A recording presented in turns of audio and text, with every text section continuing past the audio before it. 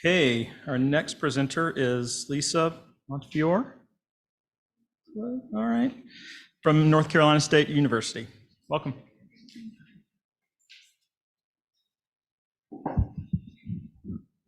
So hello everyone. So I am a postdoc at NC State working with Natalie Nelson in the Biosystems Analytics Labs in North Carolina. And today I will give a brief overview of integrated approaches for mapping coastal and estuarine vulnerability to projected change.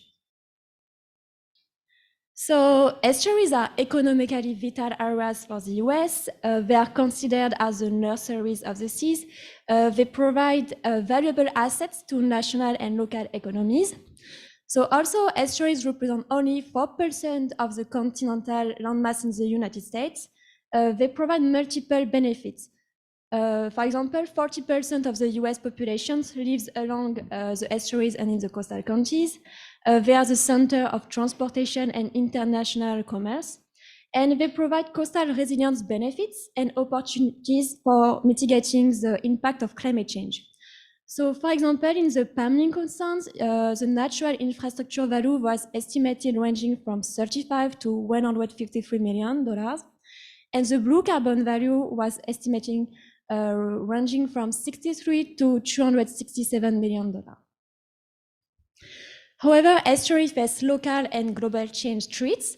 So there's issue with pollution that can be chemical, physical, or biological pollutions coming from agriculture, aquaculture, tourism, and urbanizations, but also from climate change with change in temperature, rainfall, drought, ocean acidification, extreme events, and anoxias. And all these multiple stressors have synergistic effects at different levels in the ecology system.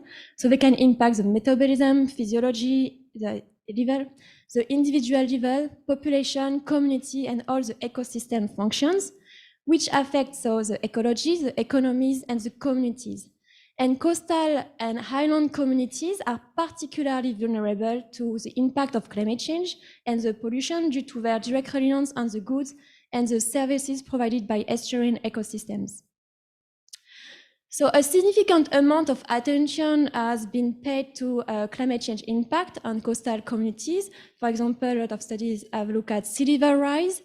However, the climate change adaptation discourse has become so dominant in conservation and development policies that sometimes some other stressors has been neglected because the coastal communities are facing climate change impact, but also other stressors that include economic, institutional, and demographic factors. So there is a need to understand the climate stressors and other social and economic changes at multiple spatial and temporal scales in order to create effective adaptation policies. So it's quite challenging when we have so many multiple stressors, but one way that can be done, which will not be perfect, but that is a nice way to do it, is to use vulnerability assessment, which aims to assess the degree to which natural, built, and human systems are at risk of exposure to different stressors. So here I'm just presenting you one of the vulnerability frameworks that is widely used. There's different frameworks that exist, but this one is very famous and used. So in this system, in this framework, we have the vulnerability is composed of three main key components. So you have the exposure, which measure the magnitude and the extent that can be spatial and temporal of the exposure to different stressors. You have also the sensitivity, which measures how the system is likely to respond when exposed to the different stressors. And then you have the adaptive capacity, which is a measure of the potential and the ability or opportunities available to the systems to decrease or at least the exposure of this or the sensitivity to the systems. So several vulnerability assessments have been developed nationally, and they allow to identify hotspots at higher risk of changes to inform conservation planning and allow one-to-one comparison across different systems. So here I just will present two studies to show you how vulnerability framework was applied. So for the first study, it's a current study we developed recently, which aims to assess the vulnerability of estuarine system in the contiguous United States to water quality change under future climate and land use. So this paper is under revision, and the vulnerability framework developed was applied to 112 estuarine and their contributing watershed across the 5 main regions in the US. So here we used the framework I just presented you earlier. So for the exposure, we look at the climatic and the land-based drivers that impacted the nutrient loading. For the sensitivity, we looked at the susceptibility of estuaries to nutrient loading. And then for the adaptive capacity, we looked at the human and the natural dimensions that were available to the system to decrease the impact both of the exposure and sensitivity. So for that, we use several indicators for each key component, and each of these indicators we scale from 0 to 1 to try to have a measure. So 1, for example, will represent a high exposure, a high sensitivity, etc.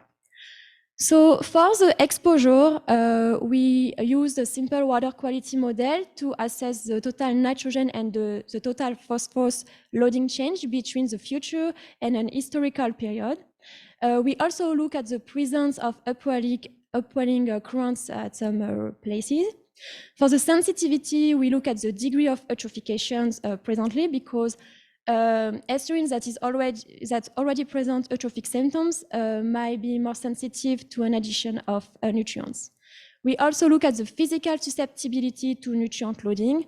The same way, each estuarine system are different, depending on the flushing rate, on their size. They might answer differently to nutrient inputs.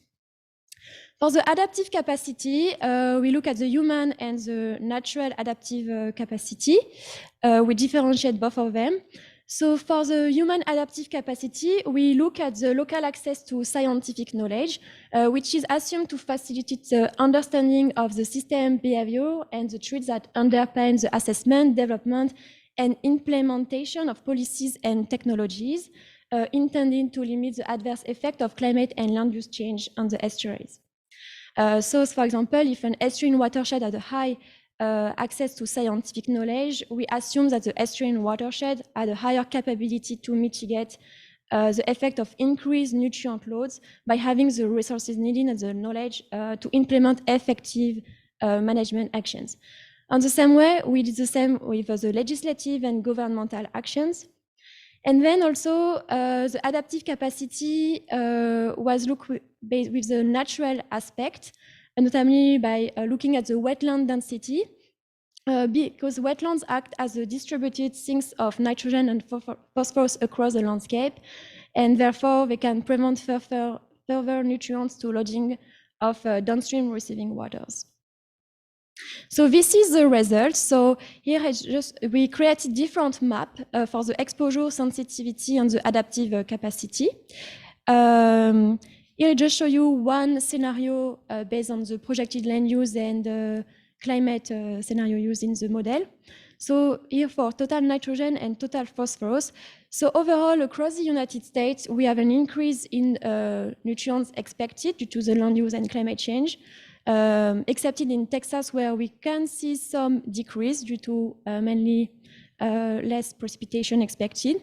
But in North Carolina, if you see here, for total nitrogen, it's not the region where we have the highest total nitrogen expected increase, but it will be still a consequent increase by between 20 to 30% increase in total nitrogen.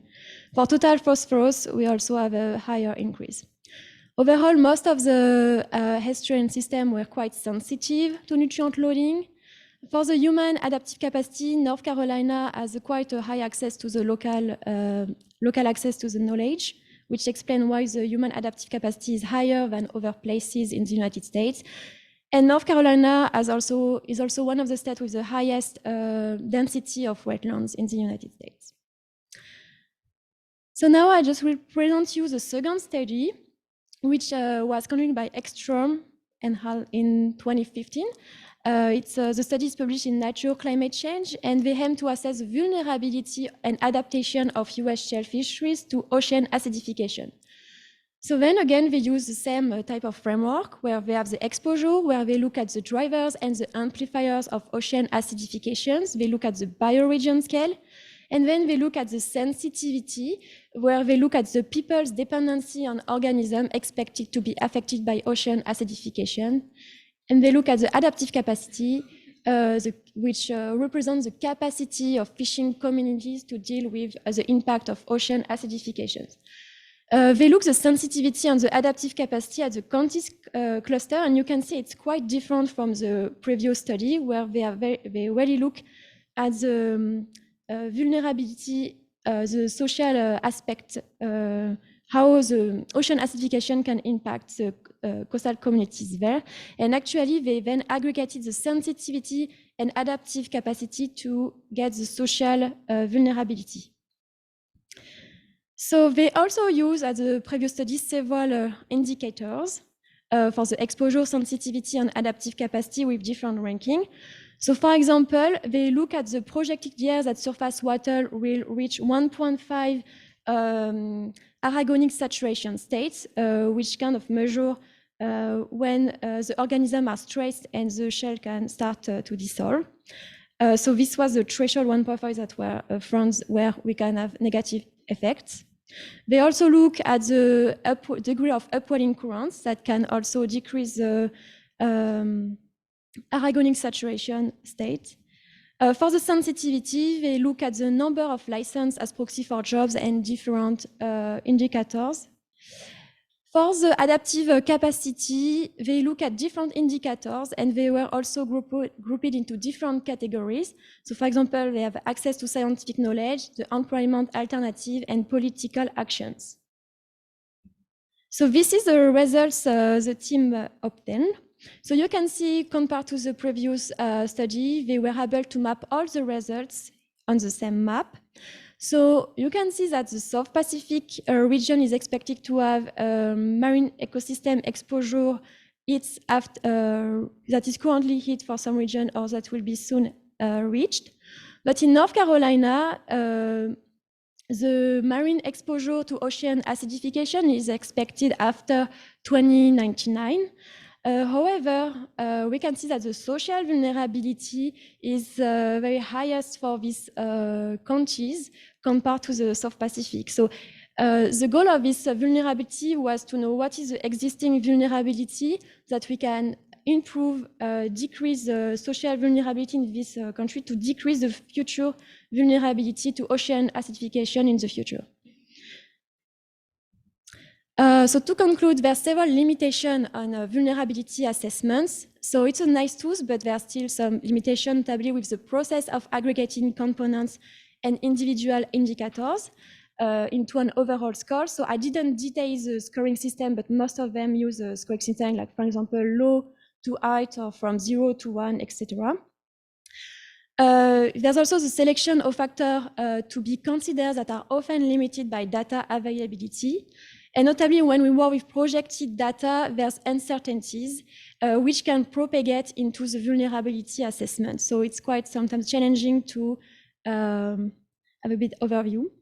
And then large-scale analysis do not consider important local indicators such as local policies. However, vulnerability assessment can still generate a knowledge that improves our understanding of the implication of multiple stressors.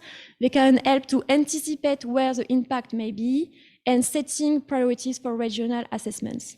So researchers and environmental managers interested in conducting vulnerability assessments needs to express the purpose of the assessment and their framework, because you can see with the two different studies, you use the same framework, but for different purpose, and the results were quite different.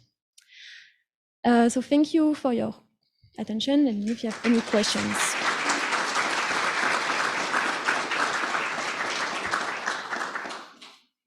Questions for Lisa? And I'm going to circulate the mic for the folks on Zoom. Thanks.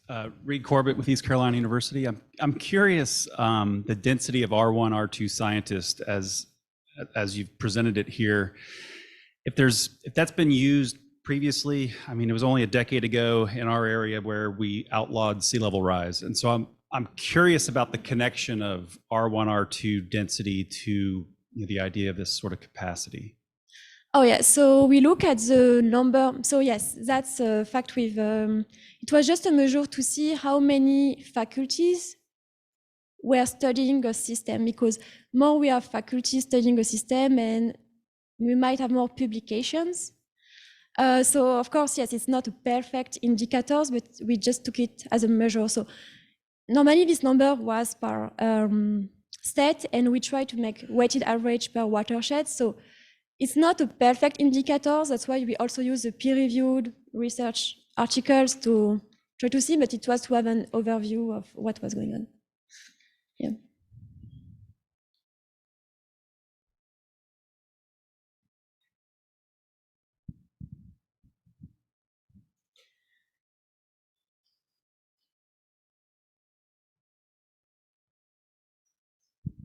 Thank you so much. My name is Lacey Allison, and I'm with the National Sea Grant Office in Silver Spring.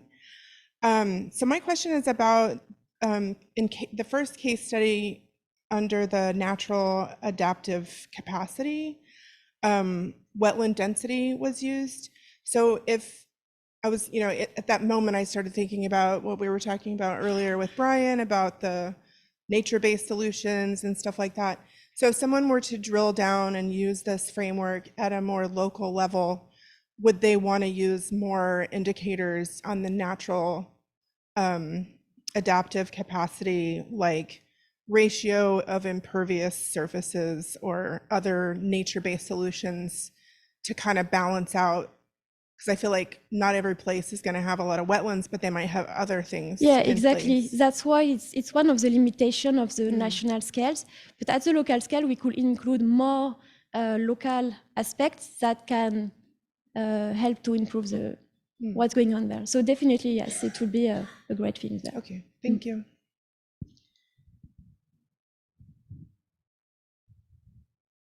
Other questions?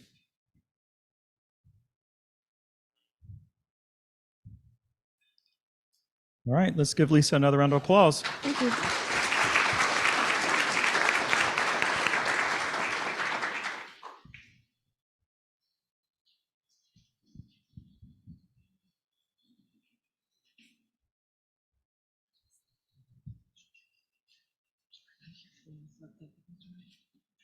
I think we'll save them all to this stuff.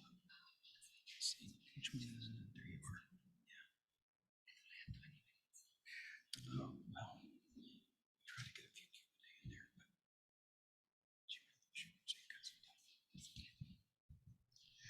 All right, well, good morning, everybody. Thanks for coming to this session, talking about a resilient future for North Carolina. My name is Narcisa Pricope, and I'm a professor of geospatial science at UNCW. And on there, I'm acknowledging two former students that worked with me. And I'd like to start off by saying, Brian, yes, I am talking about nature-based solutions. I call it green infrastructure sometimes. It could be building with nature. It could be a lot of different things. I have a cool slide that I think does a little bit of a job thinking about the scale and the context of what we refer to it as. This work that I'm presenting today is a small part of a regional Carl Havens initiative funded by the by the Sea Grant. And it's a collaboration between North Carolina, Florida, Georgia, and South Carolina, where we actually, the goal of the larger project was to look at green infrastructure and creating a more resilient transportation framework around the southeastern part of the coast here. And so I have a Sea Grant to acknowledge. And also this work was done completely collaboratively, off the ground, kind of co-produced in a manner, co-produced really from the beginning with partner communities. And for the state of North Carolina, for the project, that piece of the project that I'm leading, we worked with the city of New Bern and the New Hanover County. And the reason I chose these two communities, aside from having worked with them for a long time, was really because the city of New Bern, they are so far ahead in their resilience planning versus relative to the New Hanover County where UNCW is at, where we're just now getting off the ground with some resilience planning. So I thought it would pitch a really interesting comparison. And interestingly enough, I'm going to miss here tomorrow because we have a big stakeholder engagement group in New Hanover County to set up our first resilience plan. So I'll be going to that. Also, I just want to add that this work is actually now being continued with funding from NASA through a NASA Roses Equity and Environmental Justice Award. So the focus of my talk today is really on wetlands. Wetlands and it ties in nicely with the previous speaker, but I'll be really talking about the local scale. So wetlands is a way to mitigate for coastal change and for coastal threats, and also to enhance our resilience coastwide. So they are incredibly, obviously, important ecosystems, and they cover a large percentage of the eastern seaboard, and the Atlantic coastal plain actually accounts for about 45% of the total area. And as we've heard, and as we'll be hearing probably here all day today and tomorrow, we are dealing with increasing compound flood risk. So we're not just talking about storm surge, we're not just talking about hurricanes, but importantly, we are talking about inland flooding or pluvial flooding, and all of that, and river overflows, and they all combine to create these compound flood risks that put our communities much more at risk than we've really been used to. So I've done a lot of work on this kind of in this region. This is just showing a very immediate near-infrared map post-Florence, where we mapped out the extent of floods from that. So we're encountering these problems away and beyond these local communities that I've worked with. And as the previous presenter talked about, we have sea level rise to contend with as well. So the first part of our project was to actually conduct these very localized assessments. So again, this is all very local scale. So we looked at, what's going to happen in these two locations that we're partnering with, New Hanover County, what percentage of that area will be inundated, at what level, and so on. Like I said, we're focusing also on transportation. So that was New Hanover County. This is New Bern. So we have that exposure piece, that exposure to inundation risks of different types.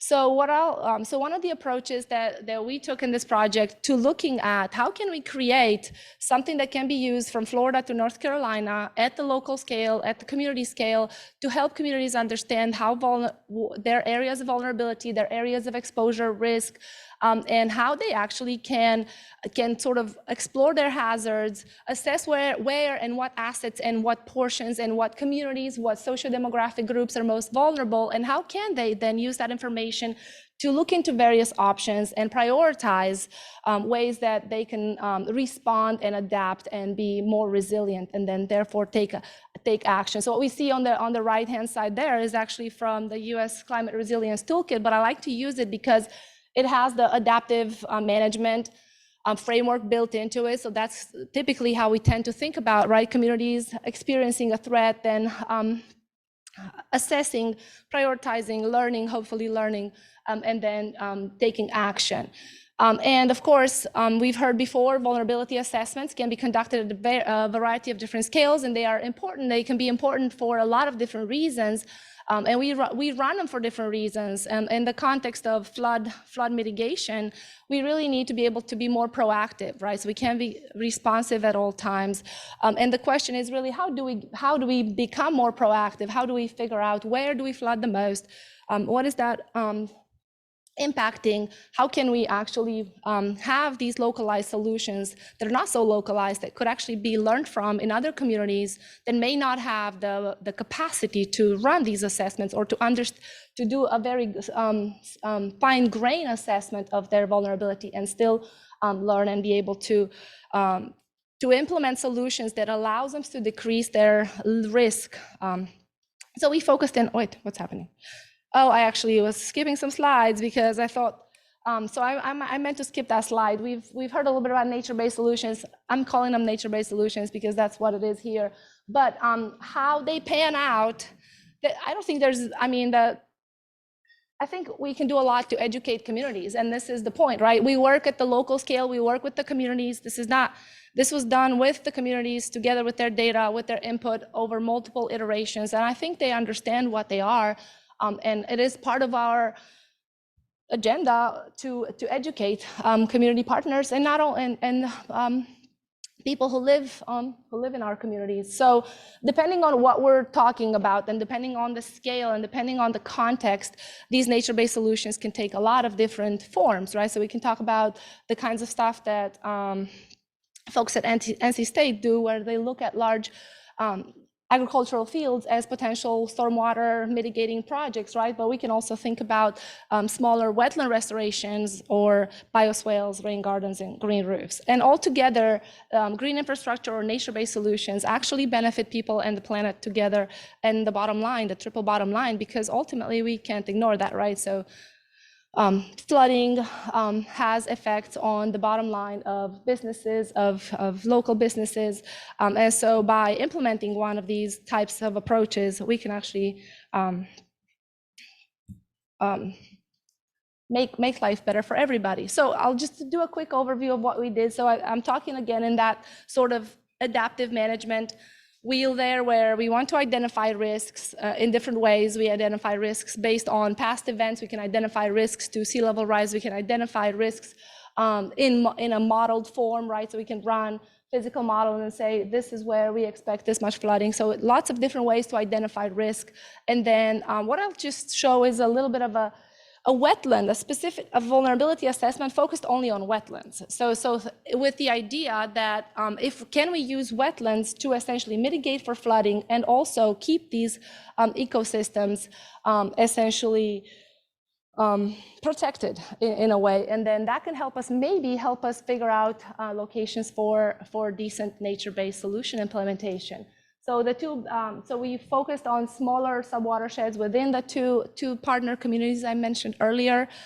So New Hanover County, we are focusing there on a large tidal creek, tidally influenced watershed called Mason Borough, and then a smaller subwatershed up the one in red, it's called Smith Creek. And both of these experience a lot of flooding, and especially with Florence and Smith Creek, a lot of riverine overflow flooding.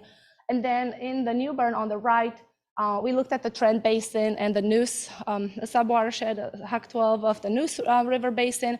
And essentially the idea was to see where are existing NCDQ delineated wetlands more at risk, and at risk, by at risk we mean most vulnerable to that flood exposure, that we quantified using the data you see up there. So we looked at NOAA high tide flooding, 10 sea level rise scenarios, as well as the FEMA 100 and 500 year floodplain areas, the flood hazard areas.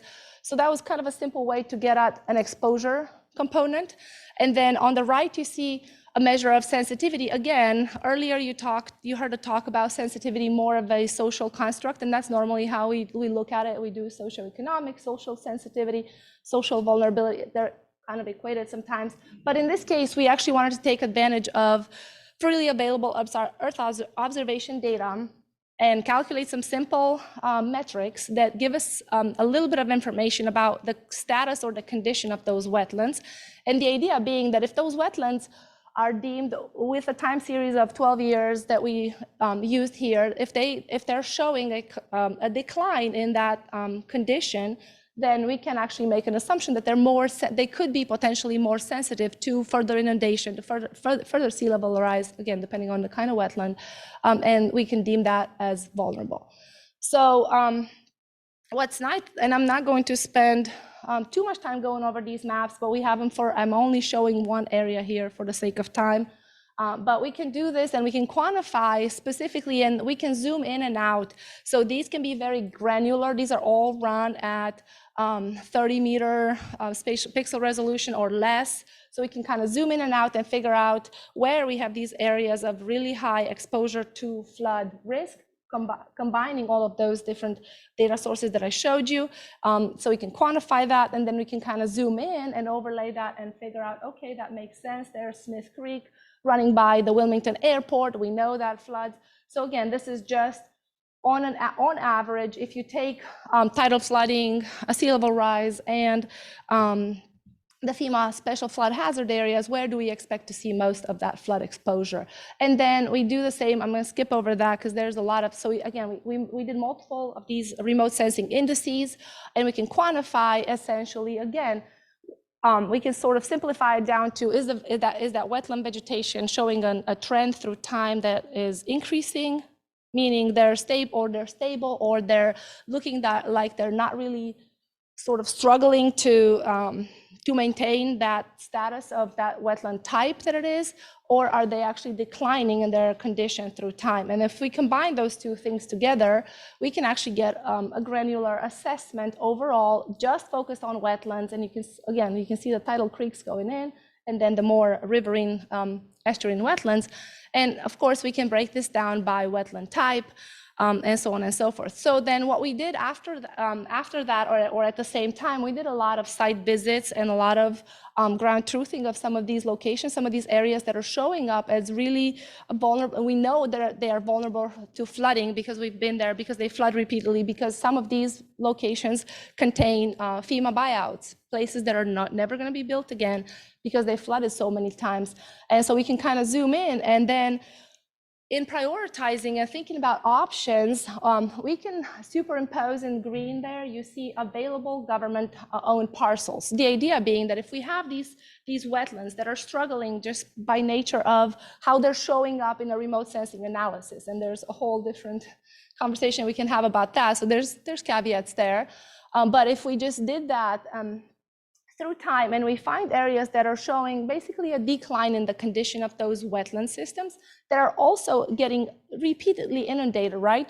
And we have nearby, and I wish this was a pointer, for example, right up there, right? So we have a school, and there's a big open parcel, and the idea is, can we put in some kind of green infrastructure? Can we take that area and essentially make it a wetland restoration area? Can we put in a bioswale? Can we put in something that will provide for that will mitigate that flood exposure, and will also give us economic and education opportunities, as well as some of these parcels here. So we've done that, and essentially done the same thing in New Bern, but I don't really have time to go over that. But the idea is to then, can we prioritize locations where, so here in red are all the places that were deemed highly vulnerable, both from an inundation and from a vegetation condition perspective, and how they overlay with these available, undeveloped government-owned parcels. And the idea is that we have places that are, well, this is Mason Island, but we have places like this area right here that protects a huge amount of residential homes. So that could be a prime candidate for that, for New Hanover County to, for example, look at and say, maybe this would be a good place for us to start thinking. When we think about nature-based solutions or green infrastructure, we can maybe use the existing wetlands, and that would restore the wetlands, and they would provide that benefit to the community. So that was the idea, to create these prioritizations in collaboration with the community, and then be able to hand those over. So the next steps, what we're doing right now actually is, that's a very simplistic approach, and I know that. I mean, that was the idea, was that it was simple, that it was implementable and repeatable by municipalities that may not have the time to go and sit and do all of this, but we're actually creating these, we are working on a much more thorough assessment where we can actually take additional data that you would probably ask me about. What about soils? What about slopes? What about all the other things, right? We're doing that at the larger scale across these other states, and accounting for, and putting in some classifiers to create potential for bioretention ponds versus maybe stormwater wetlands, kind of as different approaches along that scale that I showed you of green infrastructure, and by, again, taking into account essentially things like where all of our wetlands are, and what types of wetlands do we have to work with, and what are some of the other topographic variables to give us something like this. So we have these results they're fairly preliminary, but fairly consistent across time. So we can create a bioretention potential map for an area, as well as a stormwater wetland potential map. So essentially where, and of course here, the darker, redder colors are places that are more suitable for those respective uses, and start that conversation with the community with some products in hand, and then go to communities, engage, and figure out ways that they can sort of see the utility in that. Do I have any time left?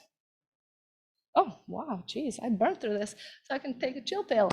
So what I'll say is that, so this is taking place, but one of the other things that this has morphed into, like I said, is a project on equity and environmental justice and using green infrastructure as a way to essentially educate communities and engage with the communities from the get-go.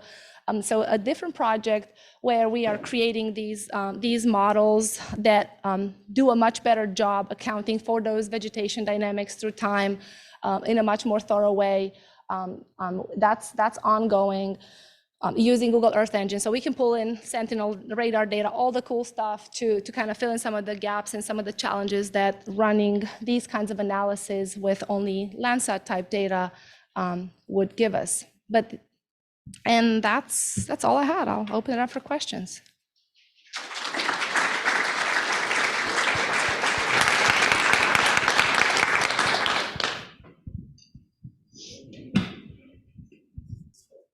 Hi, great talk. Thank you so much. My name is Claire. I'm a master's student at the Duke University Nicholas School of Environment.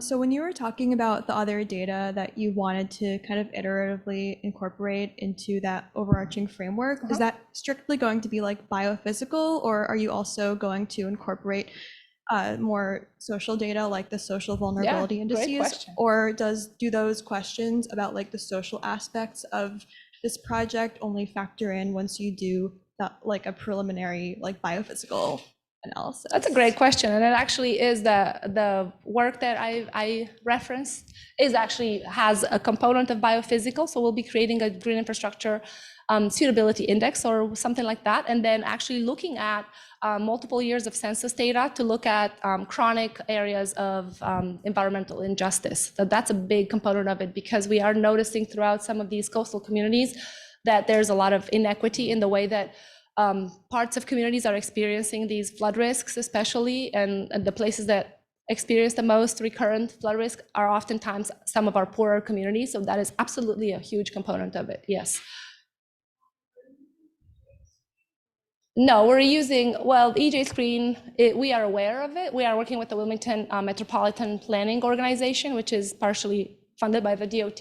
They have their own environmental justice indices that they use. So we'll be building off of those because they're already being used in our planning, right, in the planning that the organization is doing in the county. But we'll be building off of those using additional census data. But the EJ community is nice, but it's a little bit coarse. We're hoping to go down to the block group level, so a little finer. Hi, I'm Nicholas. I'm also at the Nicholas School at Duke. Nice to meet you and great talk. Nice to meet you. I was curious, you mentioned that one of the motivations for the study was transportation. I was wondering if you could speak more to that, how that fits in. Yeah, so that's the work I haven't shown. That was the first part of this assessment when I talked about exploring hazards and exploring risks. We've looked at, so that's why the wetlands came up, right? Because if you look across the eastern seaboard, a lot of the times what stands between the coast and the major transportation byways that we have are a lot of wetland areas. So that's part of the wetland. It's part of the overall assessment looking at transportation. But we've looked at the more standard, what would get inundated in this scenario versus this, what got inundated during Florence and so on and so forth. But the idea would be to, and we haven't actually fully brought that all around. But the component that ties more into the transportation is actually going to also do an economic assessment using a program called REMI. So to look at the impacts that closure of a transportation network due to a flood event or recurrent flood event, like some of those exposure pieces I showed, actually leads to what kind of an economic impact does it have on a community at what scale. So you can look at what businesses are affected if this and this place closes down, by exploring those inundation data sets. So that's the connection there. I didn't talk about that. Got time for one more question?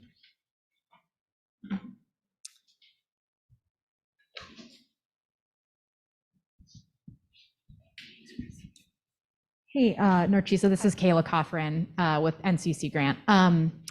So in the communities you're working in with this study, is there like, through your conversations and engagement with them, with wetland vulnerability metrics, that doesn't seem like something that typically makes its way into a normal city structure and how they make decisions.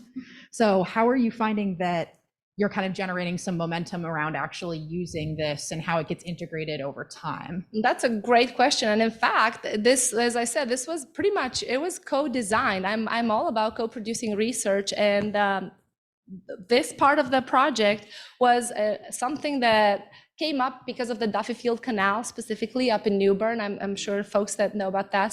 So in conversations with the Newbern Development Services, that was and they recognized that as such an important component. So we decided the reason this assessment was conducted actually in the first place was to see, can we zero in on that area of the Byfield area that is already being restored in that manner, right? And see, oh, it's gone. But I wanted to show you specifically right there, we highlighted that as an area of high vulnerability from both the sensitivity of those wetlands and their condition, because that's the point there, that they are restoring those wetlands and they are providing all the benefits. So that was actually where I got and now the county is all automatically getting into this approach as well, because it's working and it's working out in Newbern to do this project and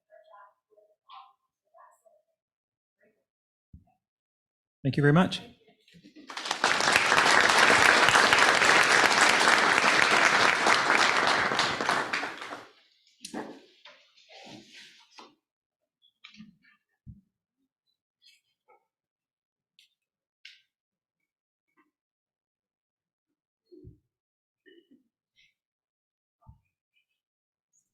All right, last presenter here, Michael Driscoll from East Carolina University. Well, good. I guess it's still morning. Good morning, everyone. I think I'm probably the last thing between you and lunch. So I apologize. I just walked in. I had to be in the other sessions. But one thing it looked like from some of the talks is there'll be quite a bit of talking on flooding issues. And so I want to kind of invert that a little bit and look at some of the reasons that we also need to think about low flows in our systems. And so we've been fortunate to work with APNEP and then interdisciplinary team on this issue. And I'll kind of talk a little bit about the history of ecological flows. And there's kind of a gap in understanding near the coast because it gets more complicated when you have bidirectional flows and salinity type issues. So we've been working with biologists, social scientists, hydrologists on this issue. So when we look at ecological flows, it's generally the hydrologic regime needed to maintain ecological integrity. And so it can include low flows, it can include high flows, and how those occur over time. And the idea for ecological flow management is we want to try to keep those natural flows as close as possible to maintain the ecological integrity. One thing we know is there's a lot of literature, particularly inland, on when you alter flows, you can affect the fish communities, also the vegetation and the macroinvertebrates. There's also links to water quality, and I'll show some examples near the coast where it can even get more extreme. The efforts for North Carolina were very laudable, but one of the challenges, if you look at the hydrologic models developed as part of this effort, is once you get to tidal areas where it's very difficult to have a stage discharge relationship, things stop working. And so one of the real leaders, Dr. Bob Christian, an ecologist, formerly he's retired now, but one of the things he noticed in those efforts was it seems kind of unfair to not really include that other part of the state in this. And there's a lot of reasons why, because it's more challenging.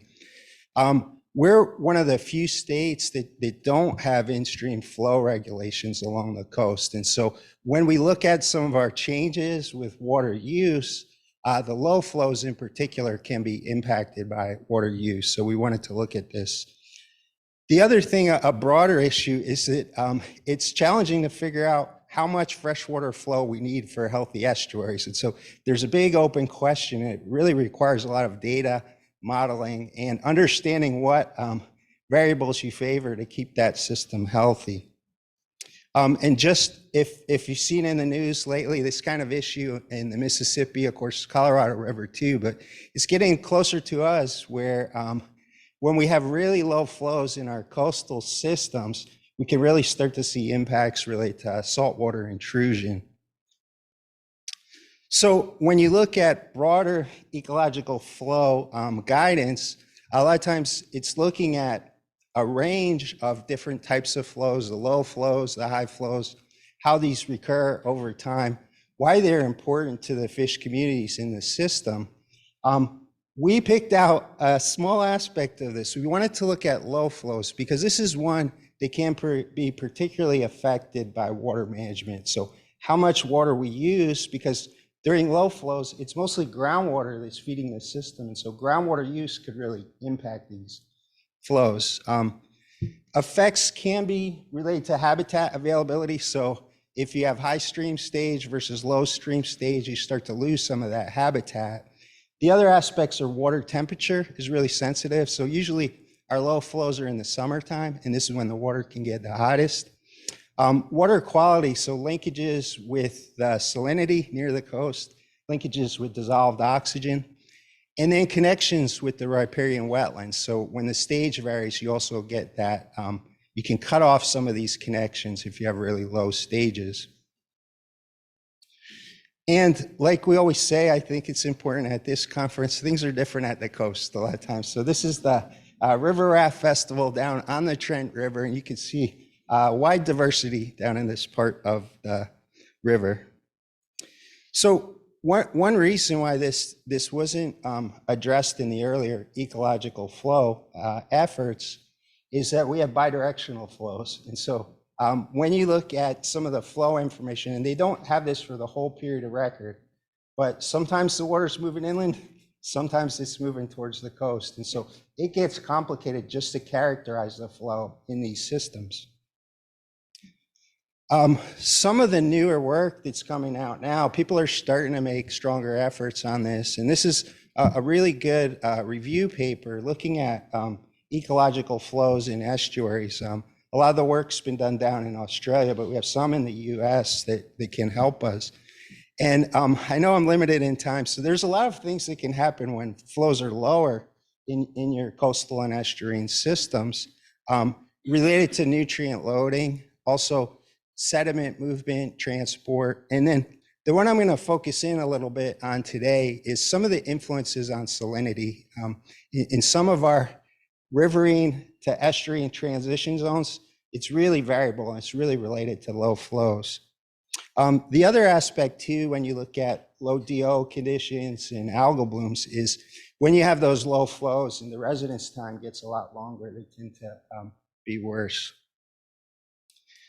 So a big part of this project, and really a lot of great support from APNEP on this to bring together partners to help us get our arms around this problem. But the ultimate goal is to try to develop some guidance that can be applied. And so we started in the Trent River system as a pilot project, and we hope that we can create some transferable information to apply to other coastal systems. We tried to gather what we could as far as flow data. And so there's that issue where you can get flow data at higher elevations in the watersheds, but towards the coast, it's more absent. Water quality data, some fauna data. And then Jacob Peterson Perlman also did some stakeholder surveys to see what kind of things are perceptions from the stakeholders in this watershed, and then also what kind of preferences would you have if we start to say water management to deal with some of these issues? What would people prefer? Fortunately, DEQ's water quality data is pretty good in this watershed, so we can look at longer term trends. The USGS, the near Trenton gauge, has good flow data. It's at higher elevations. They have a record going back to the 50s, and then at Pollocksville, there's a limited amount of flow data there, but they do have a good stage record. The other thing that we did too to look at time varying changes is some boat surveys where we looked at different flow conditions how the conductivity is changing throughout the watershed. And so I'll just go through some of the more important things here. The sites that are circled, these are sites where we have DEQ, water quality data. And then I noted the USGS gauges there. And then other sites, we have 6 sites where we put in our own conductivity loggers and water level loggers. Another cool thing that's happening that ties into the flood side is Feynman started to instrument, so we start to have more stage data throughout the watershed. One thing that we thought was pretty cool is looking at all the stage data, and we could kind of tell the tidal extent going inland. It goes up to about Trenton, and we said, this is interesting. The estuarine influence on water levels, you could see tides going that far inland. But the salinity, when we measure that and look at the water quality data, it didn't come quite as far inland. So there's a little bit of a difference in those influences. But an older USGS report, they reported on it based on preliminary information. And they said, we think this is the extent, and they were pretty close. So that was pretty cool. But looking at the low flow part of the story, so if you look at the 10th percentile of flow at the Trenton gauge, that's about 7.5 cubic feet per second. So this would tell you this is low flow for this system. If we look at the number of days over time every year that we're getting those low flows, what you can see is going from the 70s, it started to get longer and longer, more days with low flow in this system. And it's gotten a little bit wetter lately. So that sort of dropped off, but it looks like parts of the county, Jones County, are getting into drought again now. So we'll be able to look at that a little bit more. When you look at the low flow extremes, so if you look at the lowest flow every decade over time, and you can see it's pointing downwards. The lowest they recorded, this was extreme drought in 2008, and it got down to 0.18 cubic feet per second. So if those trends kind of continue with severe droughts, it's not unreasonable to think that there would be a chance that that system could dry up at the top part of the watershed. The other information that was really helpful is Curtis Weaver. He's kind of one of the state's real experts from USGS on low flows. And you may have seen his report in 2015 where he compared the more recent low flows to looking at low flow statistics if you look from 1998 back. And so typically these are sites where they have over 30 years of records. What was interesting is he showed for the coastal plain, almost every single gauge they had showed a lower 7Q10. So if you think about like a 10-year flood, the 7Q10 is that same metric. The 7-day average for a year of low flows that occurs on average every 10 years. So it's kind of a metric to see the longer term low flows. So one of the interests in ecological flows is understanding the stage variability. And so what happens if you go from upstream to downstream on the Trent River system is it's way more variable when the estuary isn't controlling the water levels. And then when you get to lower lying areas like in Pollocksville, you see less variability in the stage data. So one aspect is you can't change the stage too much because it's pretty close to sea level down there. You can see some extremes when we get floods that happen. And if we parse that out, if you compare the stage at Trenton to the stage at Pollocksville, where it's pretty much the riverine estuarine transition right there, what we could see is stage doesn't vary too much until you get to really high flows. And that's when the massive amount of flow coming from upstream can really change the stage down at the lower end of the watershed. So I'll flip through some of this. The other interesting thing, if you just look at the annual stage near Trenton, where this is upland, it's mostly controlled by the weather and the watershed characteristics. And you see that's kind of variable. There's no real trend over time. But when you get down to Pollocksville, we compare this to the tidal gauge data from NOAA at Beaufort, and you could see the sea level rise signature. You can see it at the bottom of the watershed there. So it's starting to make the water levels higher down in the lower parts of the watershed. When we look at water quality, if you work your way from the uplands down into the estuary, all the way down to New Bern, where the Neuse River estuary is, what you can see is typically the conductivity in the river and then in the estuary will typically increase with low flow conditions, right? So the top is near Trenton, and there's a real good relationship there. But if you look at the range of that, it's pretty small. If you look in the estuarine settings, the range of conductivity is massive. It can be thousands and thousands of differences throughout the range of flow conditions.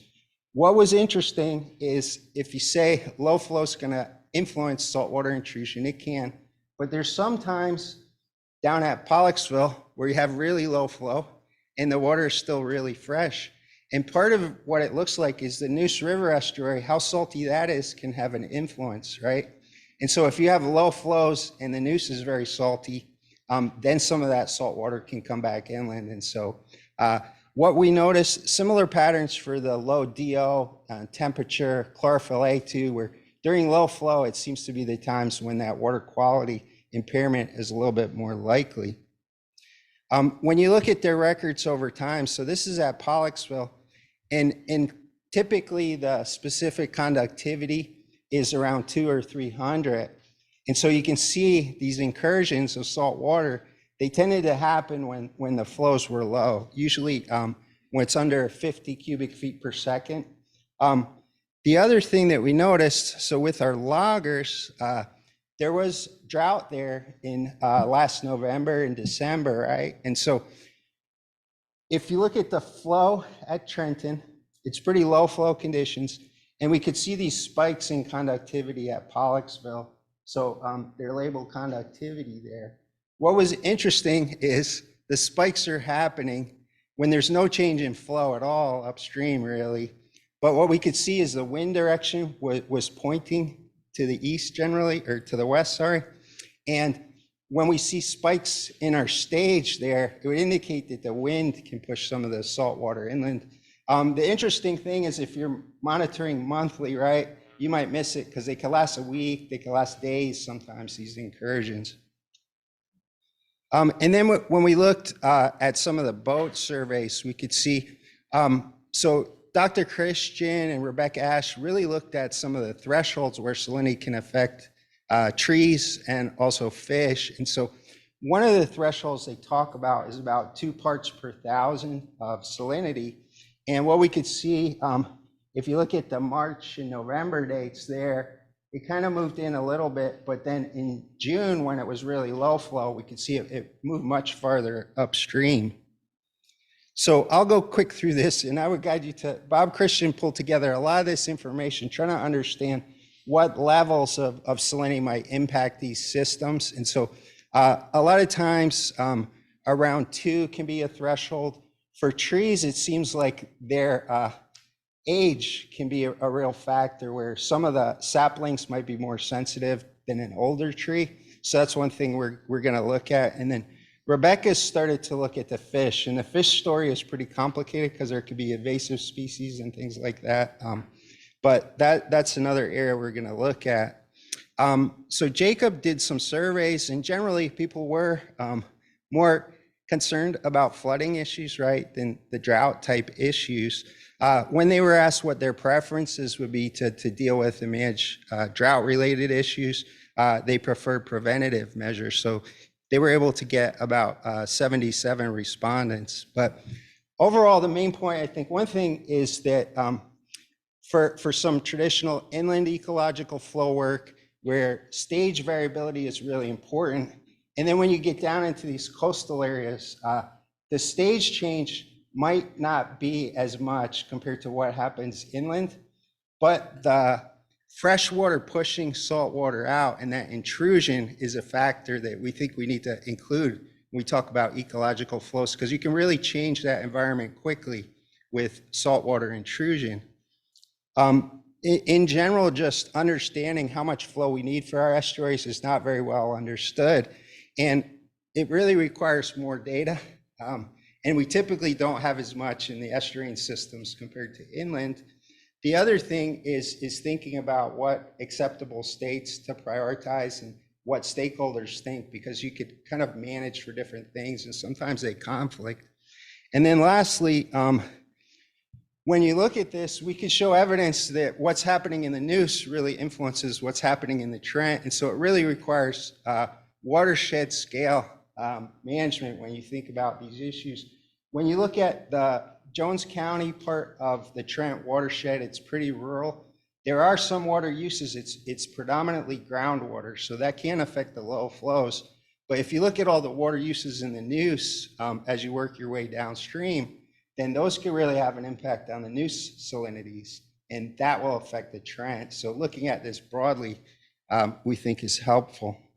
And so thanks. And the other thing, just this quote from Mark Twain, predictions are difficult when it involves the future. I think that's really key because it's a very complicated system. Just down low, Bob started to put together this model to show how we can think of things a little bit differently near the coast for ecological flows. So thanks for your attention. Thanks for AppNet for supporting this.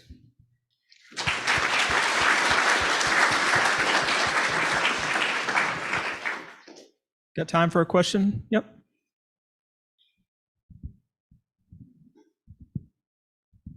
Thank you very much, Mike. My name's Amanda Mueller. I'm here at NC State with the Coastal Resilience and Sustainability Initiative, as well as our Climate Leaders Program.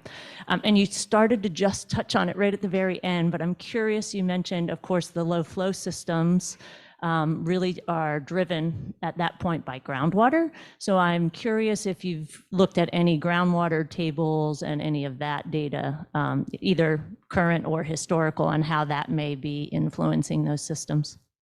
Yeah, so we started, so there's a couple of things. Some of the water use is actually the hardest data to get, but farther down the coast, we've seen, like, when you are right on the coast, the groundwater level, if you're within about 10 miles, you can see the groundwater rising with that. So that's part of it, but depending on how far you go inland, you can see, you can get mixed messages, because in the deeper Cretaceous aquifer, we can show that the groundwater levels are declining over time. The pressures are relate to pumping. And so one of the big questions is kind of how connected where you're using the groundwater is to inputs to the river. The river channel there is really, we were amazed. There's some places where we found the river channel is 30 feet deep. There's these big holes, so that could be groundwater coming in there pretty good. And there's some limestone in that area, so it's complicated, but we want to get a better handle on that. But some of the counties, like Jones County, doesn't have a longer term superficial aquifer groundwater level monitoring system in place. In other places, we can see those patterns better where there's more wells. Where there's water supply wells, sometimes they'll monitor nearby to see if there's an impact. But yeah, we'll try to get some of the best we can for things that are close to the river. But that's part of the question, is how much is it influencing? Because with Curtis Weaver's work, the big question is this really all because of drought? That's hard for us to manage. Or is part of it that we're using more water? And the hardest number to get is the consumptive use of water. So we can pull that water out, but a lot of it gets returned back as wastewater, treated wastewater. And so that gap of how much is going back to the atmosphere and not returning is a big question, yeah. Let's give Mike and the rest of our presenters a hand.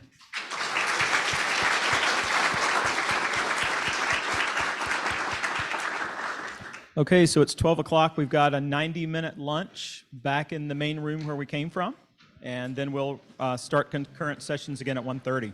Thanks, everybody.